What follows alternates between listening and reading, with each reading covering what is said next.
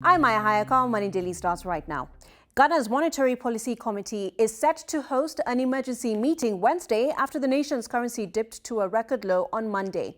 The country's inflation hit 31.7% in July, the highest in 19 years, and the government's top statistician has warned that these prices may have not yet peaked. In attempts to cool inflation, the central bank earlier this year raised interest rates by 4.5% to 19%, and despite this, the CD fell by more than a quarter against the dollar. The country has tried reducing its debt, but last year it spent 44% of its revenue on foreign debts. So when exactly did the crisis begin? Well, before the COVID-19 pandemic struck, the International Monetary Fund warned that the country was treading on high risk of debt distress in 2017. But since then, debt has continued to climb and has now reached 84% of the country's GDP, according to the IMF. Now the government is hoping to get another bailout plan worth $3 billion. It's the second request in the past 3 years. Here is a little bit of what the Information Minister has to say about the plan. One of the things that the fund will be seeking to see is clarity on our revenue mobilization measures, our domestic revenue mobilization measures. The fund is also very interested in ensuring that any form of expenditure that is deemed wasteful or unnecessary or avoidable be cut out. So they'll be looking very closely at our debt sustainability analysis, which will determine even whether or not we qualify for a program. The specifics we expect to start discussion on in September.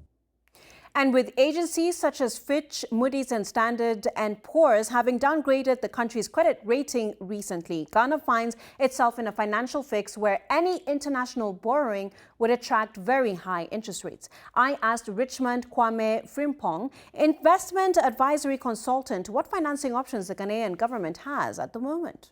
Now, with the credit rating, they are shut out of the international capital markets.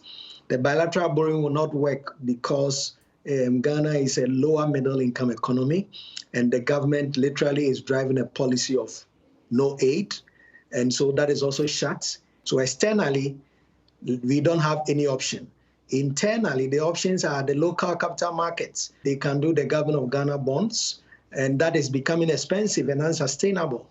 As I speak, the Treasury bill is issuing at a rate of about 27% plus weekly. Two, if they go there, they crowd out the private sector, and that makes it difficult for the private economy to work, and that goes against the growth of GDP. The government has only one option, and that option is to turn to the IMF. This isn't the first IMF bailout. What makes this one any different?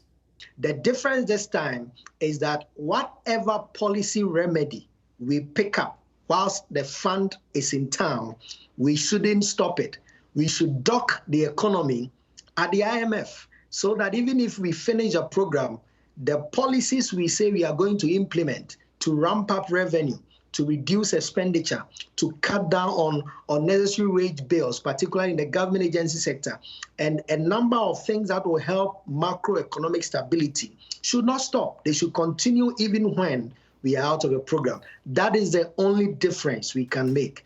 If we get disciplined when IMF is in town and we go back to the normal way of living, then this won't change anything. What do you think of the government's approach to the crisis so far? Are they on track? I think the government has done taken some good steps. For example, you hear the government say we are cutting down expenditure by about 20%. That is a good position to have. However, there is still some very great room to improve on a number of things. What the government needs to do is to ramp up a lot of mobilization on the revenue side and to practically, in a pragmatic way, cut down on the expenses.